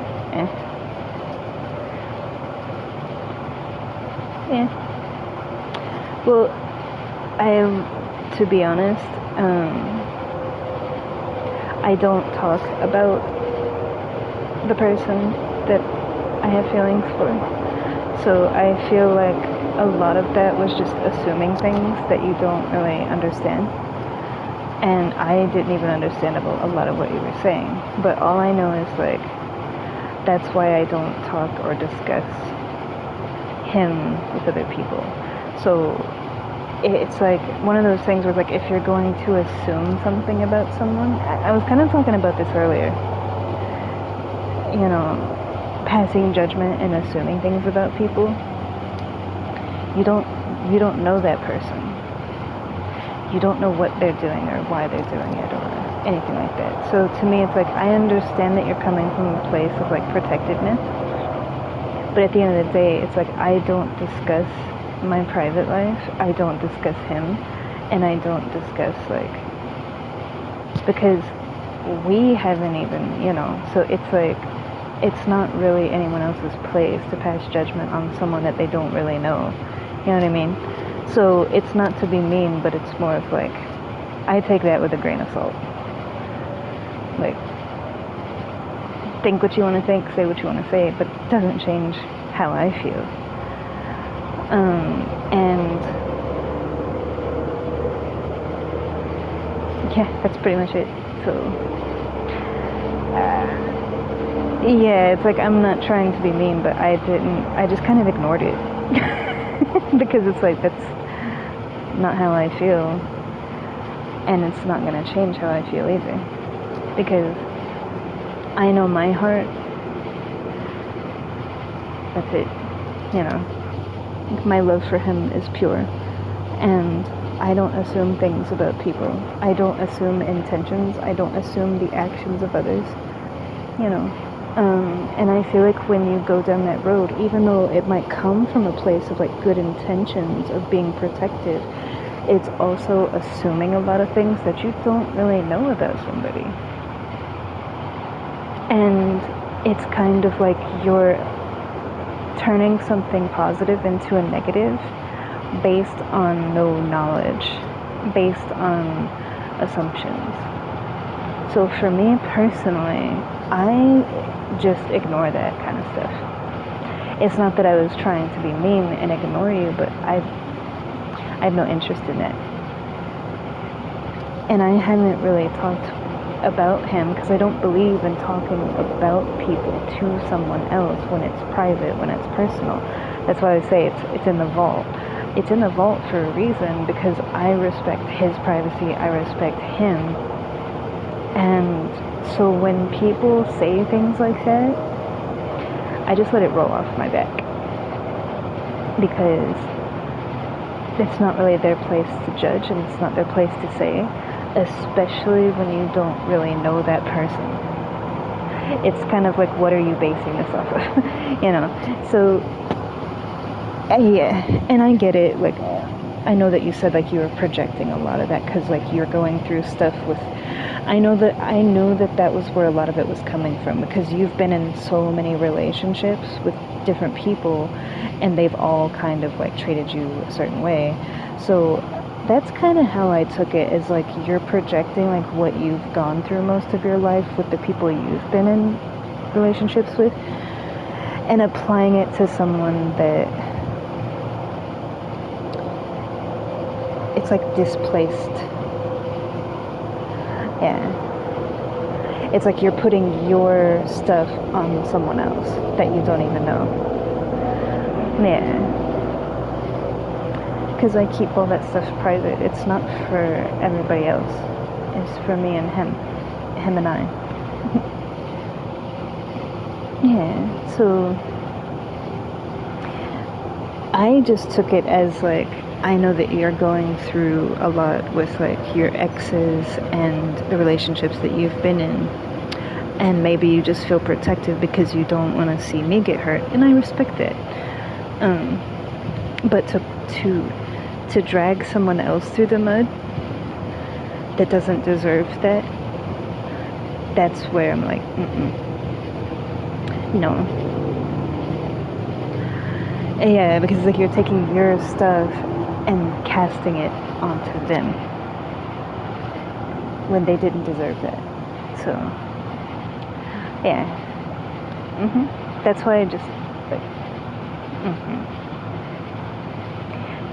it wasn't like I wasn't ignoring. That's why I responded, but I responded in a way that I did because I'm not bothered by that. It doesn't change anything for me. When I love somebody, nothing can. You're not going to try to distort how I see them, or just try to apply a distortion onto that person so as to distort how I see. You know what I mean? So it's like you can't. Yeah, but I do understand. You know, because you're the same way with like Toto and other things, like with my father and everything. I get it. Yeah, because I've been hurt by a lot of people very close to me that were family, friends, you know, very abusive, and I understand that it's coming more from a place of just displaced anger from your experiences projected onto me because you feel protective and you don't want me to get hurt. That's kind of how I took it. So I wasn't really looking at the things that you were saying about it per se, but more of just like, she's just venting. Because it's like, I don't even know those things, you know. So, yeah. And to me, it's like, don't assume things about someone. Yeah. I could never look at him that way or think of him in that light. Never. No.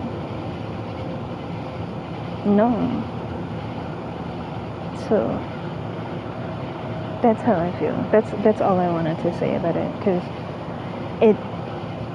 the only thing that mainly bothered me was kind of basically, like I said before, like dragging his name through the mud of who he is when you don't know that. We're learning about each other. You know, reverse that. You know, like, he could assume that I'm like a little child, that I don't know anything, and I'm clueless, and I'm this and I'm that. Like, it goes both ways, and that's harmful, that's hurtful, because most of the time when you assume something about someone, it's not true. So it's like you're projecting yourself of what you're going through, what you're thinking, you know, onto them. That'd be like him projecting onto me, you know, assuming that I do something for this reason, for A, B, and C, when really it has nothing to do with it.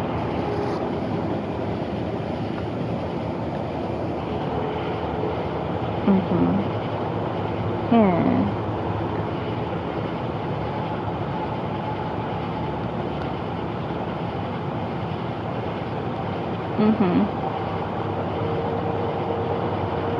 Yeah, that's just true in life, you know.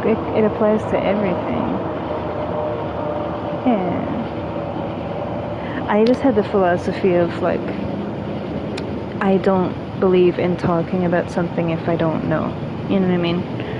Like, I go based off of my knowledge and my experiences as they come, and to assume something about a person, of what their character is, or who they are, or why they do what they do, or whatever the case may be, in my mind, it's like, that's not my place to do. Because I put myself in the position of like, would I want someone criticizing what I do, assuming why I do it? Yeah. And it's like, I dance because I dance, because it's a part of me. It's a part of my self-expression. I post what I post because I post what I post, because I'm expressing myself. There's no, it's like mountain out of a molehill kind of mentality of like assuming it's negative, when really it's just free and coming from a place of love and coming from a place of just being me, just expressing myself and just being true to myself and doing what I do, you know. And I feel like it's the same with him, you know. So I know that you feel like a type of way because you've made it clear before. You've told me that like I should do this and that. But there again, it's like I'm abiding in his will. I'm abiding in him. And what I choose to do with my life, just like anybody else, I have that right. Just like anybody else does. So, yeah, but it's like I also understand where you're coming from, and I respect your concern, and I respect like you voicing how you feel, even though I completely do not agree with it at all, and I don't like someone assuming things about him.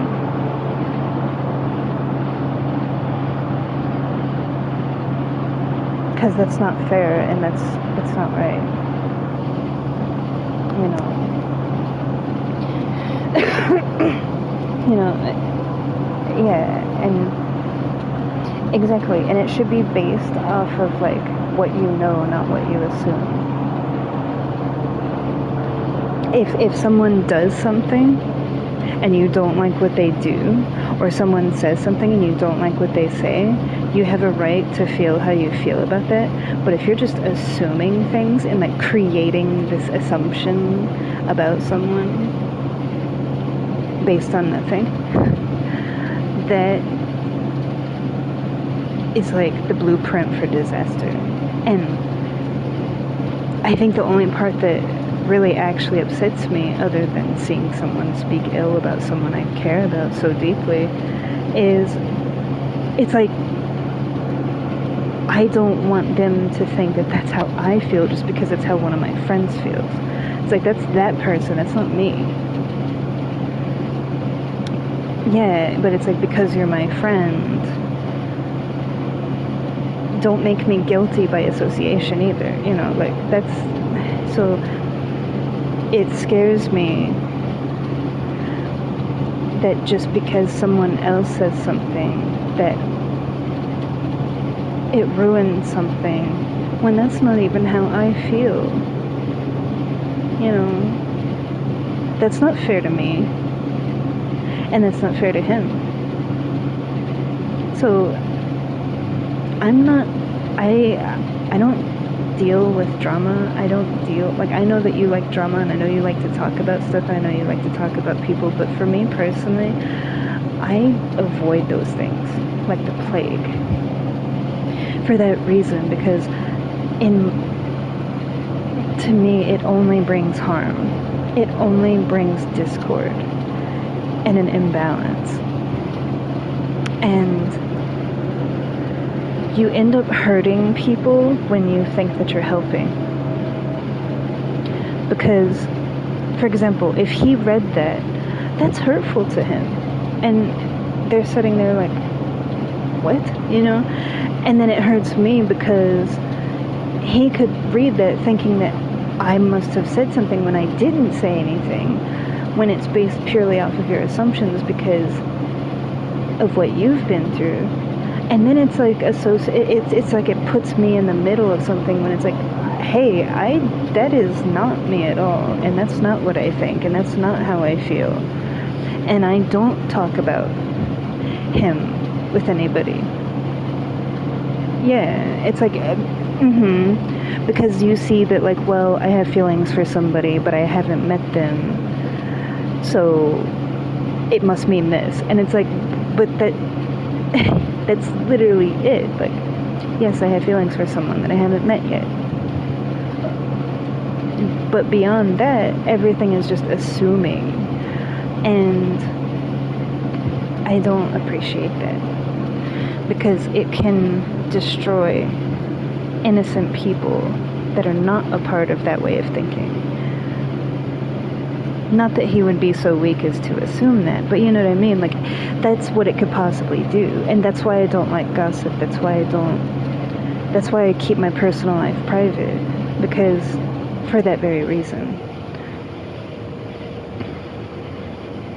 Because nobody will change how I feel about him, and nobody has the power to change my love for him. Not even him. And so all the talking, all of the noise and static all around both of us can go on as much as it wants. It's not going to change anything. Because when something is of substance, when something is real, when something is that deep, just like, because I've said before, how I love him is the same way that I love Christ. So nothing is going to change that or ruin that. Especially not someone's opinion. And it's an opinion based off of like your own personal, like what you're going through. Not what he has actually done or said. Yeah. But when you ask me, like, why do you keep everything in the vault? You don't even tell me his name. Why don't you ever talk about him? This is why. Because even in not talking about him, it's like, I have said nothing other than like, oh, oh, he's giving me butterflies, you know, that kind of thing. Like little comments here and there. So even with no information, you have formulated this whole, like, thing out of nothing. That's crazy.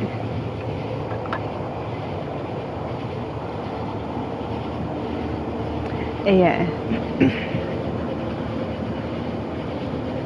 But what I do understand is, like, it's kind of like your heart's in the right place. Like, I understand where you're coming from of, like, you're like my big sister, you know. We're not related, but to me, you're like my big sister, and it's like, don't hurt me, you know, like, don't break my heart, don't, you know, because you've dated guys that do those kinds of things. So I know that you're in this headspace of like, all men are the same. I don't feel that way. And all the things that you said, I do not believe at all. At all. And it broke my heart just to read it. Of like, how can someone think this of him? I could never. And it made me sad, because it's like, no, I don't feel that way at all, you know. So that's what I mean when I say, like, gossip. If you want to know how I feel about gossip, if you want to know how I feel about keeping your personal life private, and how I feel about love, like, read his word. Gossip is like poison.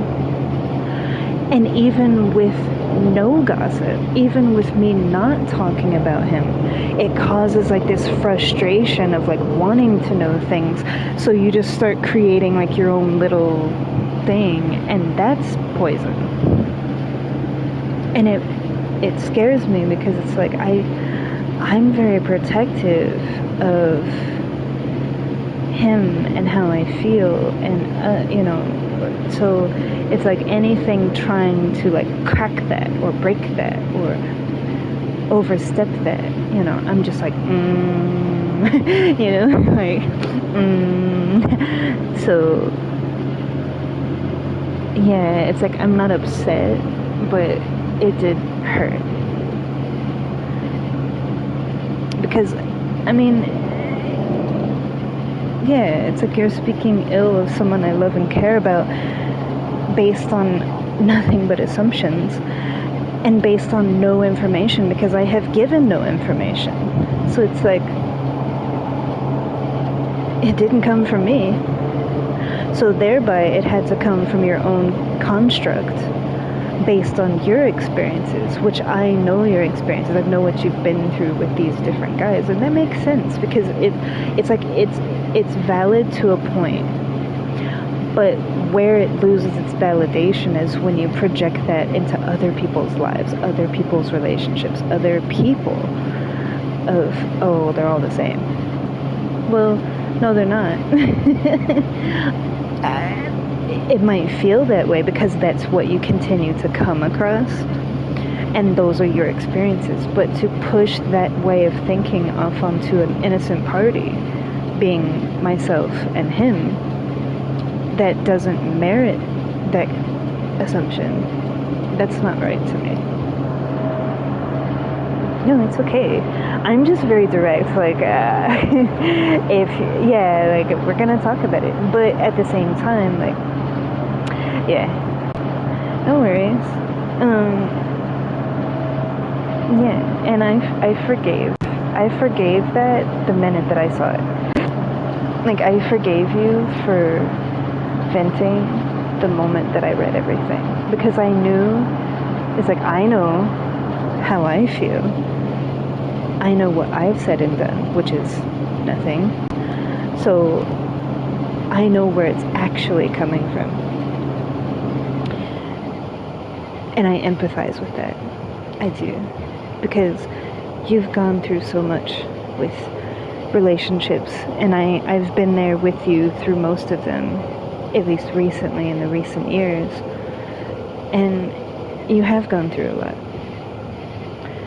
So I understand where that root comes from, and it's like it's just being projected out, like splashing out on everyone else. But the danger of that is that backsplash hits innocent people that aren't deserving of that.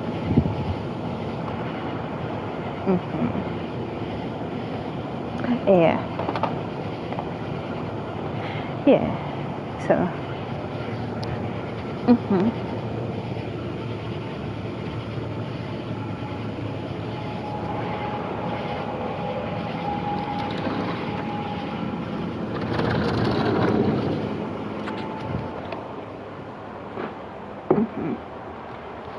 I'm gonna turn my thing.